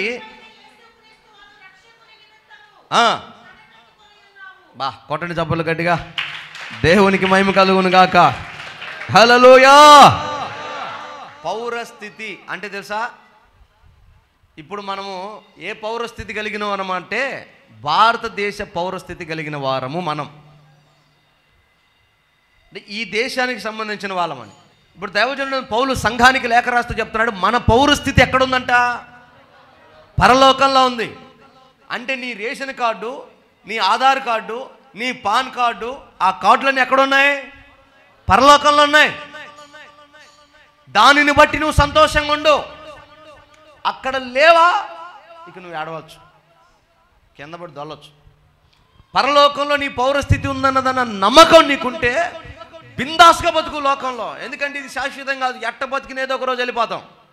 సంపాదించిన పాతం, సంపాదించకపోయినా పాతం, ఉన్నా పాతం, లేకపోయినా పాతం, వెళ్ళిపోతాం. పర్మనెంట్ కాదు. కానీ నీ పౌరసత్వం పరలోకంలో లేకపోతే, నీ మెంబర్షిప్, నీ పేరు జీవగ్రంథంలో లేకపోతే, నీ బహుమానం, నీ కిరీటం, నీ మహిమ, నీ ఘనత దేవుని ఎదుట నీకు లేకపోతే ఖచ్చితంగా నువ్వు దుఃఖపడచ్చు. అది న్యాయం. నీ ఏడుపు, నీ కన్యలకు అది కారణమైతే నో డౌట్ మంచిదే, నేను కూడా యాక్సెప్ట్ చేస్తా. కానీ అక్కడ సంగతి వదిలేసి ఇక్కడ గురించి నువ్వు చింతిస్తున్నావు అంటే నువ్వు తిక్కలోడు అని అర్థం. ఇక్కడ కోసం ప్రయాసపడుతున్నావు అంటే నువ్వు అమాయకుడు అనే. ఒకవేళ నన్నే అమాయకులు అనుకో చాలామంది, మా పెదనాన్న మా వాళ్ళు చాలామంది అన్నారు, ఎవరో తిక్కలోడా శుభ్రంగా సంపాదించుకోక మంచి టైంలో వదిలేసి వెళ్ళిపోతున్నావు కదరా, చేతులకు డబ్బు దొరికే టైంలో పోతున్నావు కదరా అనుకున్నారు. నేను చెప్పాను, చాలా డబ్బులు నేను మూట కట్టి పెడుతున్నాను అక్కడ, అవన్నీ దొరికితే నాకు ఒక రోజు అని చెప్పా. ఆమేన్. వాళ్ళందరూ మనల్ని అమాయకులు అనుకోవచ్చు, ఎందుకు రాదు, ఎంత కావాలో అంత దేవుడు ఇస్తాడు, నమ్మితే ఆమని చెప్పు. నీ బాధ్యతను బట్టి, నీ ఆసక్తిని బట్టి, నీ విశ్వాసాన్ని బట్టి, నీ భక్తిని బట్టి నేను ప్రకటిస్తున్న యేసయ్య భూమి మీద నిన్ను ఆయన కీర్తి కొరకు నిలబెడతాడు, ఆశీర్వదించి. దాంట్లో నో డౌట్. ఖచ్చితంగా నిన్ను ఆశీర్వదించి హెచ్చిస్తాడు, నిలబెడతాడు. ఒక టైం వస్తుంది అంతే. ప్రతి దానికి సమయం ఉంది. దానికి నీకు ఎన్నో ఎగ్జాంపుల్ చెప్పా. అబ్రహామును పిలిచిన దేవుడు పిలిచినమ్మటే బంగారము, వెండి, వజ్ర వైడూర్యాల మూట ఇవ్వలా. కొంత సమయం తీసుకున్నాడు, కొంత ప్రయాణం చేయించాడు అబ్రహాంతో. ఆయన విశ్వాసాన్ని పరీక్షించాడు, ఆయన మనసును తెలుసుకున్నాడు. అవన్నీ అబ్రహామును గెలిచిన తర్వాత లెక్కకు మించినంత ఆశీర్వాదం అబ్రహాంకి ఇచ్చాడు. అలా చెప్పానే, పిల్లోడు 100 రూపాయలు 100 రూపాయలు 100 రూపాయలు అని తండ్రిని హింసించి గోల్ చేసి తీసుకొని పడుకున్నాడు. తెల్లవారేసరికి ఏమైంది, 100 నానిపోయింది, చినిగిపోయింది. మళ్ళీ పొద్దున్న లేచి మళ్ళీ మమ్మీ చినిగిపోయింది ఇంకోటి. అదే పొద్దున్న ఇస్తాలేరా అంటే వాడు ఆగిండా? పొర్రపాటుని ఇప్పుడు కనుక మిమ్మల్ని సడన్గా దేవుడు ఆశీర్వదించాడు అనుకో, రేపు ఆదివారం నుంచి రారు మీరు. కాకపోతే పేపర్ తెచ్చుకొని సంతకం పెడతా. ఏమైందిరా, ఒక ఆదివారం కారు కొంటానికి పోతావు, ఒక ఆదివారం ఎమ్మెల్యే కాడికి పోతావు, ఒక ఆదివారం ఇంటికి కరెక్ట్గా వాడు ముహూర్తం కూడా ఆదివారం పెడతాడు. అది కూడా నీకేమీ లేనప్పుడు బ్రహ్మాండంగా భక్తి చేస్తావు. ఏదో డబ్బులు వచ్చేసరికి కొత్త కొత్త ఎన్ని తగిలించుకొని తిరుగుతా ఉంటావు.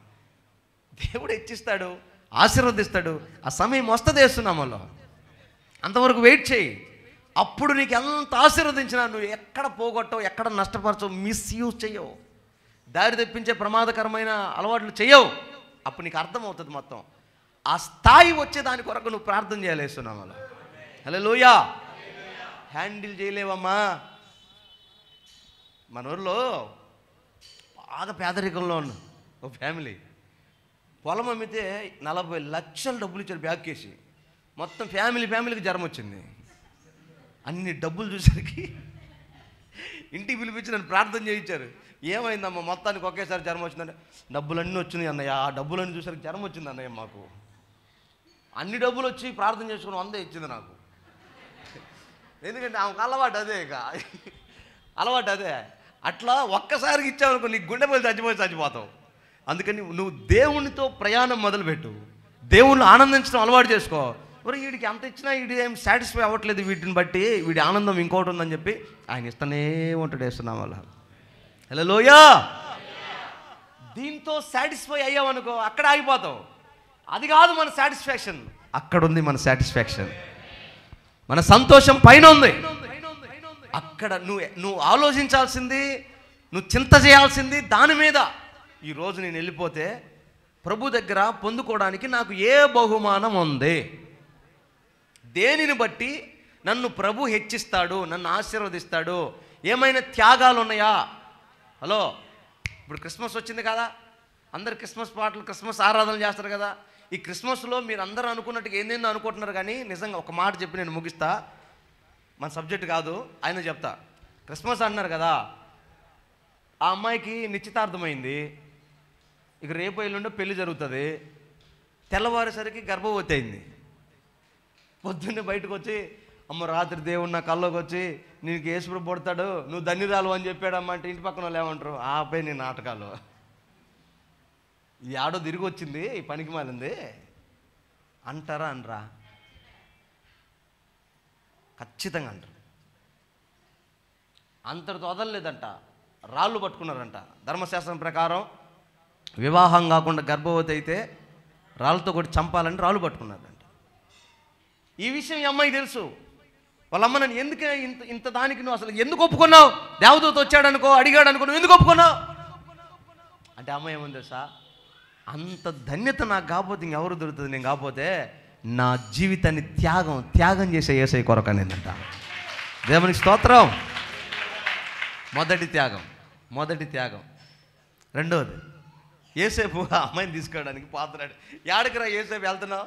అదే మరియమ్మ నాకు నిశ్చితార్థమైంది కదా, ఒరే పనికి మాలోడు ఆ పిల్ల ఎవరితోనో తిరిగి లేనిపోని అలవాట్లు చేసి కడుపు తెచ్చుకుంటే దాన్ని తెచ్చుకుంటానంటమైందిరా అనుండ్రా.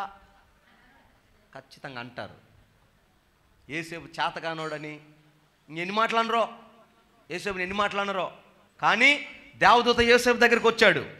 యేసేపో, నువ్వు ప్రదానం చేసుకున్న మరియా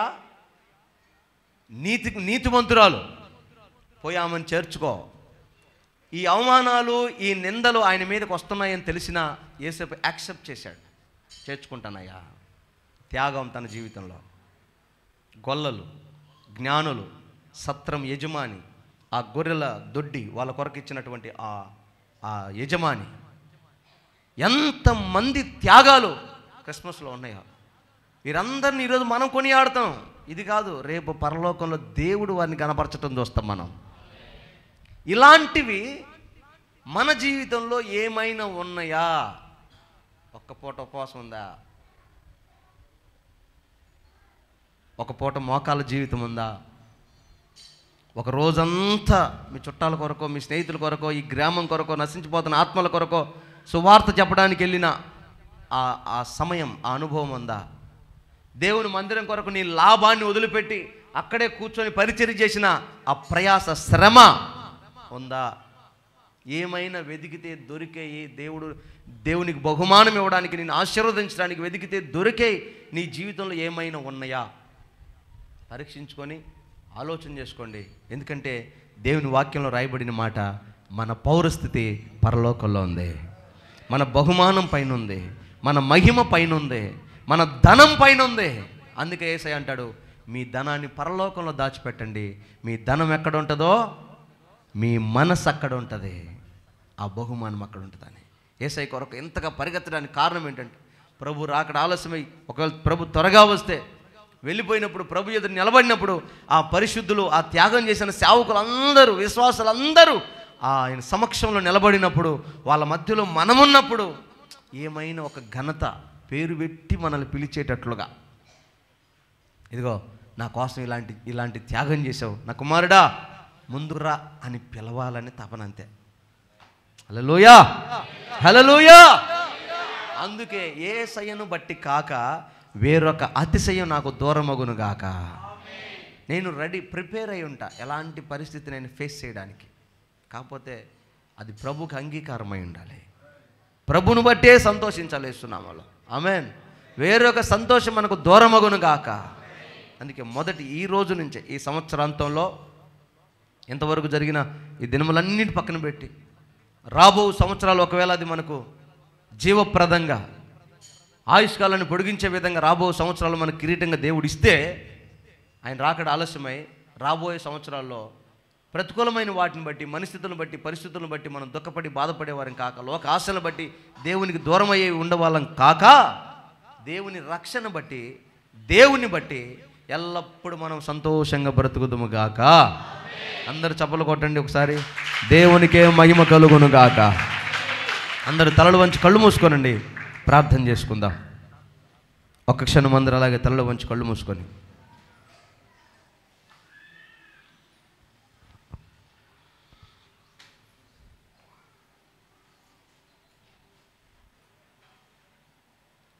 ఒక చిన్న ప్రార్థన చేసుకోండి. ప్రభు మరొక పునరుద్ధానపు ఆరాధనకి సజీవంగా నడిపించారు. ఈ ఆరాధనలో దేవుడు నీతో మాట్లాడిన మాటలు మరలా చెప్తున్నాను. ప్రభువునందే ఆనందించండి, ఎల్లప్పుడూ సంతోషంగా ఉండండి. మరికొద్దిసేపట్లో ఆయన శిక్షించబడబోతున్నాడు, కానీ యేసయ్య ఆనందంగా ఉన్నారు. శ్రమలో దైవజనుడైన పౌలు స్తుతి కీర్తనలు పాడగలిగాడు. మన పితరులు ఎందరో శ్రమలకు భయపడక యేసయ్యను బట్టి సంతోషించారు. ఒకవేళ నీ ప్రతికూలమైన వాటికి కారణం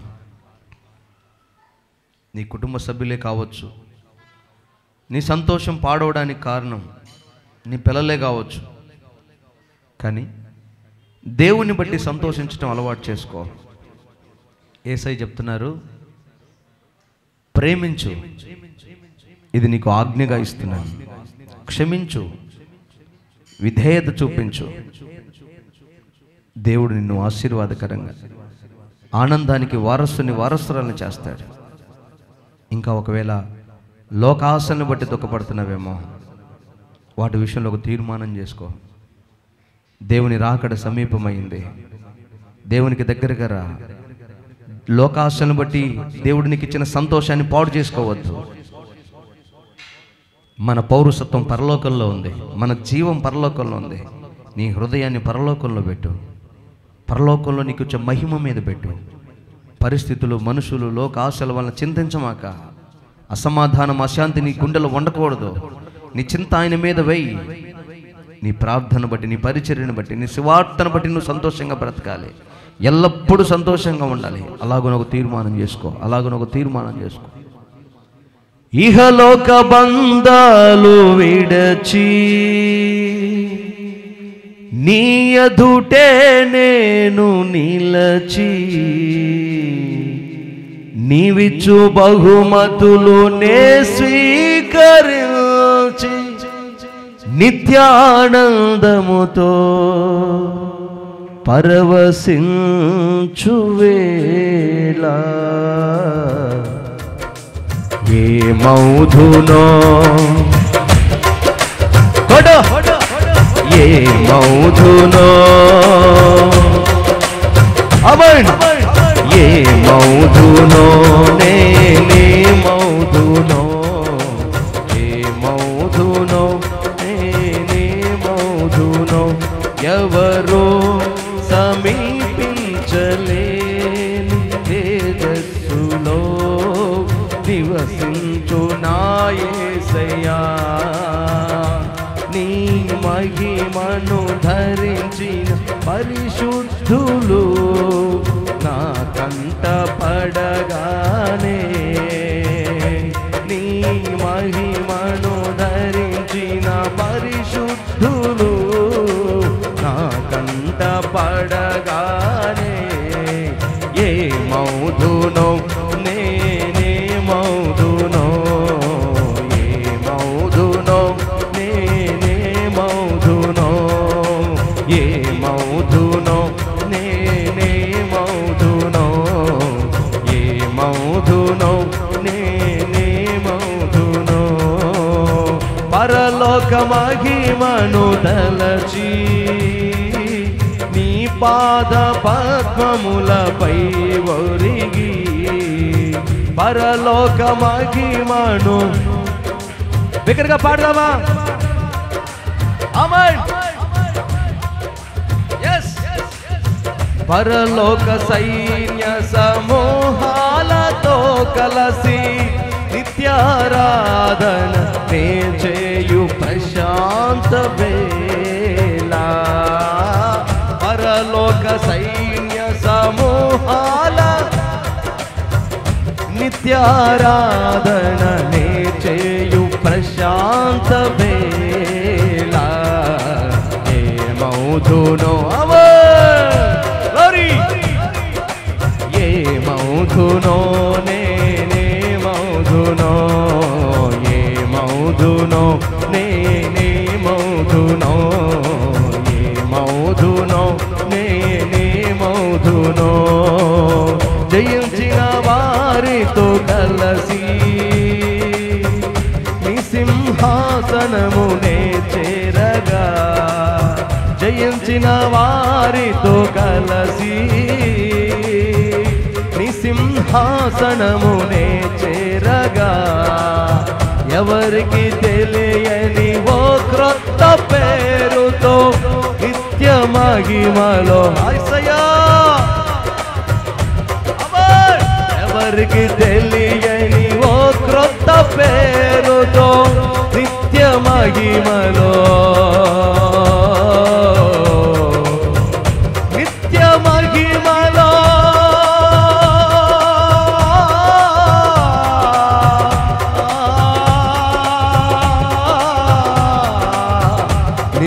మహిమలో ఎవరికి తెలియని ఓ క్రొత్త పేరుతో నిత్య మహిమలో నన్ను పిలిచి ఆ శుభవేళ ఆరాధన స్తుతి ఆరాధన ఆరాధన యేసయ్యా ఆరాధన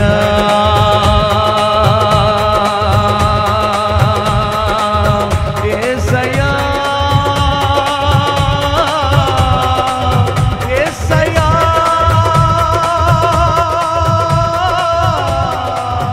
నిత్య మహిమలో నిత్య మహిమలో యేసయ్యా ఆరాధన స్తుతి ఆరాధన స్తుతి ఆరాధన ఆరాధన దైవారాధన మహిమను ధరించిన పరిశుద్ధులు నా కంట పడగానే మహిమను ధరించిన పరిశుద్ధులు నా కంట పడగానే ఏమౌదునో యేసయ్యా నేనేమౌదునో యేసయ్యా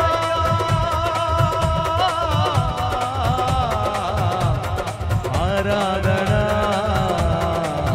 స్తుతి ఆరాధన ఆరాధన స్తుతి ఆరాధన. Thank you Lord, hallelujah. Thank you Jesus.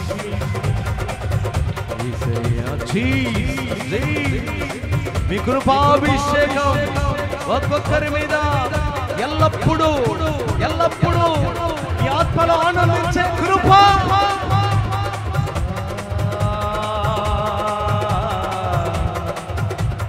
యేసయ్యా యేసయ్యా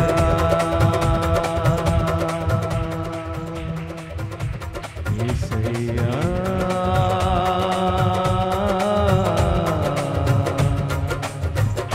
యేసయ్యా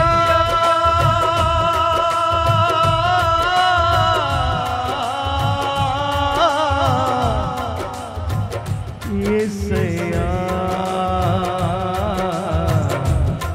నా ఆరాధన ఇహలోక బంధాలు తండ్రి నీ ఎదుటే నేను నిలిచి ఈ లోకంలో అందరూ వెళ్ళిపోతున్నారు నువ్వు నేను కూడా వెళ్ళాలి ఇహలోక బంధాలు మరచి నీ ఎదుటే నేను నిలచి నీవిచ్చు బహుమతులు అయ్యా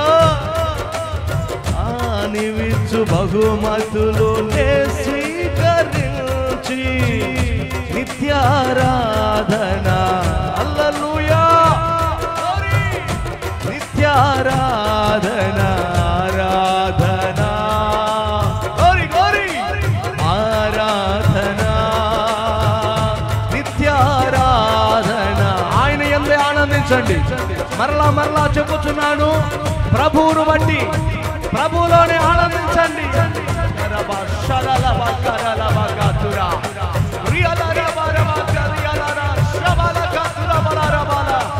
ఆయన ప్రభావం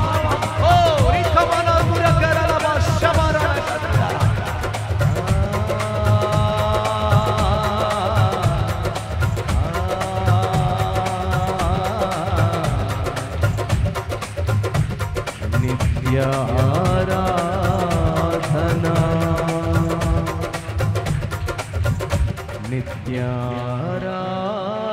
నిత్యారాధన మహిమను ధరించిన గొప్ప పరిశుద్ధులు మన ఎదుట నిలబడతారు ఆ రోజు. పాపమును జయించిన వారు, లోకాశలు గెలిచిన వారు, ప్రేమ క్షమాగుణము కలిగిన వారు. నువ్వు దేనిని బట్టి ఆనందంగా ఉన్నావో, నీ సంతోషం ఎక్కడుందో, నేనైతే నా ప్రభువును బట్టి అతిశయిస్తున్నా. ఆదాము మొదలుకొని హేబేలు, హానోకు, కయ్యూను, నోవాహు, అబ్రహాము, మోషే, యెహోషువ, దావీదు, సమూయేలు, సమస్త ప్రజలు ఆయనను బట్టి సంతోషంగా బ్రతికారు. లోకాలను ఏలారు కూడా. ఈరోజు నువ్వు ఎక్కడున్నావో, దేనిని బట్టి అతిశయిస్తున్నావు, దేనిని బట్టి సంతోషంగా ఉన్నావో, లేఖనం సెలవిస్తున్నమాట, ప్రభువులో ఎల్లప్పుడూ సంతోషంగా ఉండండి. ప్రభు చెప్తున్నమాట, మీ చింత యావత్తు ఆయన మీద వేయండి, కృతజ్ఞతాస్తుతులు చెల్లించండి, ప్రార్థించండి. ఆయన మన అక్కరలను తీర్చబోతున్నాడు. లోకాశలు విడిచిపెట్టు, లోకంతో పోలికొద్దు, పరిశుద్ధులతో పోల్చుకో. ప్రభు నిన్ను ఆశీర్వదించినట్లు, ఆయన సంతోషాన్ని అనుభవించినట్లు కనికరించమని తీర్మానంతో ప్రార్థన చేసుకో. ఆశ కలిగిన వారు మీ చేతులు ఆకాశం వైపు చాపండి. మీ కొరకు ప్రార్థన చేయబోతుంది. ప్రేమ శక్తి కలిగిన తండ్రి, గనుడా, పరిశుద్ధుడా, మీకు స్తుతి చెల్లిస్తున్నాం. అయ్యా, మరొకసారి పునరుద్ధరణ ఆరాధనలో మమ్మల్ని సజీవంగా చేర్చుకున్నారు. నీ లేఖనంలో ఉన్న సంతోషాన్ని మాకు తెలియచేశారు. నీ యందు కలిగే ఆనందాన్ని మాకు వివరించారు. నిన్ను బట్టి సంతోషించే భాగ్యం మా అందరికీ కలుగునుగాక.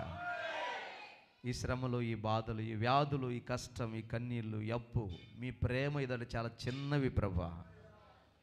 మీరు ఆశీర్వదించి శ్రమలో ఆనందంగా బ్రతికే భాగ్యం నీ సన్నిధిలో మోకరించి చేతులెత్తిన ప్రతి వారికి యేసు నామములో కలుగునుగాక. ప్రతికూలమైన పరిస్థితుల్ని, ప్రతికూలమైన మనుషుల్ని, ఆలోచనలు స్థిరపరచండి, ఆశీర్వదించండి. మీ రాజ్యం కొరకు సిద్ధపరచండి.